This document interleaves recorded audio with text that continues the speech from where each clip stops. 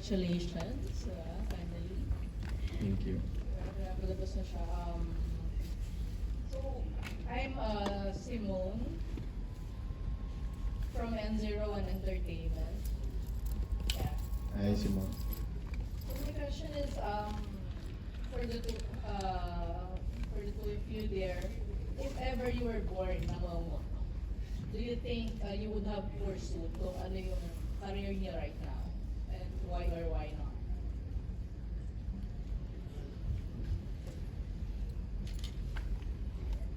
Kung man po ako ngayon, malamang artista pa rin po ako. Hindi po mawawala siguro sa akin yung confidence ko kasi kung talent ko naman po itong pag-aarte, siguro po kahit may kapansanan naman ako, ay ipupursue pa rin kung anong gusto ko. Yun po.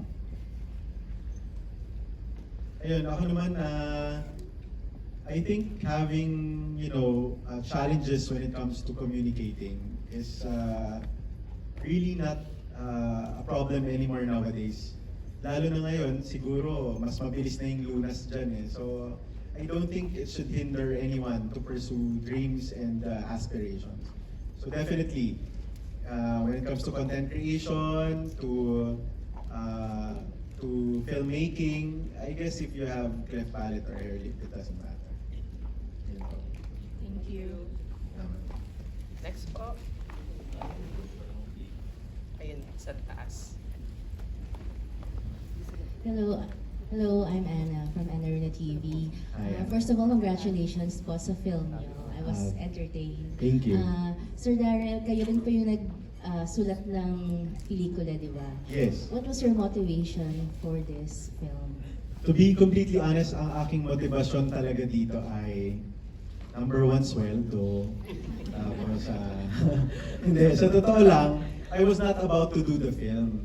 Ang nagre-request talaga nito is yung apo ni Boss Vic. I really fell in love with ang babaeng walang pakiramdam. It was shown during pandemic. Tapos character ni Gerald doon si Momo. Parang ano lang siya, parang secondary character. Ang bida talaga doon was Kim Molina. Was this sickness na hindi siya nakakaramdam. Tapos, si Momo parang additional character lang yon. Then, I'll be completely honest. So, I went out of Viva to do another film, which is The Rapist of Pepsi Paloma. They said yes to it, and nagkagulo-gulo nga. So, di pa napapalabas siya hanggang ngayon. So, when I went back to Viva, I was asking for, they asked for a meeting, and they said maybe I can have another movie to be shown this year. Because my contract requires me at least one film a year, at least. So, tinanong ko sa kanila kung anong gusto nila. Siyempre, bilang nagpanik ako ng sakit ng ulo sa kanila, I gave them a little bit of a problem last year. So when they said they requested for a movie that is Momo, I naman, very swiftly I obliged. Sabi ko, sige, wala namang problema, pwede ko isulat. So after Boss Enzo, yung apo ni Boss Vic, sabi niya, sulat mo naman direct. So after a week, sabi ko, sige, try ko sulat. Ganyan, sa gitna ng demanda and all. Sabi ko, sige, sulat ko. Pagkasulat ko, ginaw naman nila after a day of reading the script. They said yes to it. Tinanong nila ako kung sino artista ang gusto ko. So I handpicked these actors. I told them I also want to include real life players like Boss Jack Argota and Tate Taklan na may hair lip din. So sabi ko I really wanted to do it with them. And then they gave it a green light and then they said, sige, show mo na. Tapos natapos kami mag-shoot niya ng November. Sabi nila gusto nila i-showing ng August. So I was doing things as I relax, yun nga lang. Sabi nila show na natin ng June. So nagmadali din kaming i-edit and all. Super busy ni Gerald. Gerald, it's like parang mga 3 films this year. Yeah, tapos eto yung last na sinut niya. Ito pa yung first na iso-showing. So, ayun, nagkagulo-gulo kami. Okay naman, magulo naman yung pelikula itself. So, that's the story behind it. For my second question, Direk, napansin ko yung character ni Miss Candy Pangilinan. Natawa ako kanina eh. Tindera lang talaga. Walang pangalan, di ba? Walang pangalan. Natawa ako. Yun lang daw. Lagi nga yung kinukwento niya yun sa akin eh. Sabi niya, sa Jowa Ball, ang pangalan ko Madre lang. Sabi niya sa ang babae, ang pangalan ko, Tindera lang din. Yung mga pelikula mo, sobrang one-day shooting lang ako, pero ako yung may pinakamalaking trailer views. Sabi niya, magbayad ka naman ng utang na loob, gawin mo naman ako ng solo ko, sabi niya. So, maybe knowing Ate Ken since 2019, yung my first movie with Viva, yung rapport kasi namin, if you're from the theater, I myself, I'm from the theater, Joblin from the theater, Kim, Gerald, Candy, Kai Cortez, Chad Kinis, all of us, meron kaming live performance background. So mabilis yung batuhan eh. Would you believe, yung iba doon very impromptu ni Ate Kens tsaka ni Gerald. Nagbigay lang ako ng isang plain script. Direct, pwede ba to, ganyan. Sabi ko, sige, kailangan ko lang ng ganito, ng ganyan. So, luckily, I got a new member of the family, malupit to, na isa ring si Raulo. So, nakausap ko rin siya, it's all impromptu. Sobrang bilis, lalo na kung napanood niyo yung ukay-ukay scene. Playground yun. Ano yun? Nagkita-kita kami alas 9, natapos yun ng siguro mga roughly 2 hours with different angles. Pero sila-sila lang yun, naglaro lang sila. Buti na lang aircon dun sa ukayan. Kaya, so, having Ate Kens by my side, I don't think she'll mind na Tindera lang ang name niya. Tingnan natin sa mga susunod. I think, Momo naman is a franchise. I think there's another after this. I think it's Boracay. Nice. It's Boracay. So, Momo in Boracay. That's okay. Pero hinihingi ko yung New York sa New York sana kami, sa New York. Pero Boracay daw muna. So, Thank you, Direk. Thank you. And for our next question po, sino po yung nagtaas kanina? Ayan.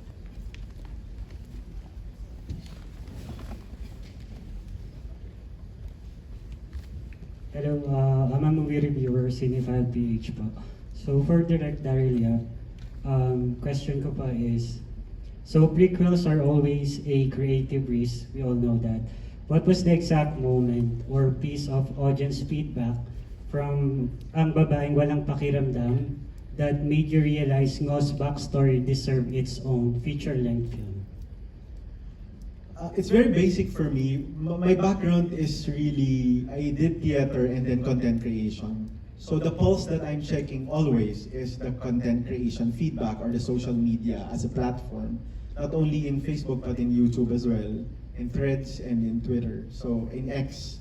So primarily the gauge of determining whether or not to pursue a film that is based on the first one lies on the views. The Babaeng Walang Pakiramdam is the highest click in Viva Max during its time. Nung wala pang sex-sex sa Viva Max. Wala pang mga ant-nan. So ngayon, sabi ko, that itself is a big gauge na gusto ng tao. Yun yung parang pumalo yung subscription ng Viva Max during that time eh. Tapos, secondly, of course, the trailer itself garnered 300 million views on Facebook without boosting. Hindi nagbayad ng Viva doon or anything. It's very organic with 300 million views nung Pork and Beans, nung Mo Emin. Sabi nila, parang maganda gawa natin ng solo movie. Sabi. But during that time, I was thinking of giving Gerald another solo movie which is Para Kang Papa Mo. Originally, it was for Gerald eh. Tapos nabigay kay Nico. So sabi ko, bawi na lang din ako kay Gerald. So, etong originally it was entitled Ngomo, but it was then revised to Love Ngo. So I guess the biggest motivation is really the 300 million views. And mind you, Ang Babaeng Walang Pakiramdam yun, but this time, Love Ngo is nearing like 150 million ngayon. Yes. So 150 million plus. So I guess mahal ng tao si Ngo. No? So, ayun, yun ang naging gauge namin. Kaya tinuloy yung movie. Thank you po. Congrats po sa akin. Thank you. And for our next question po, sino po yung kanina?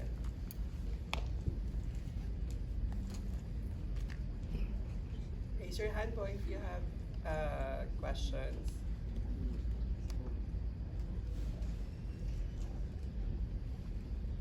Ano po?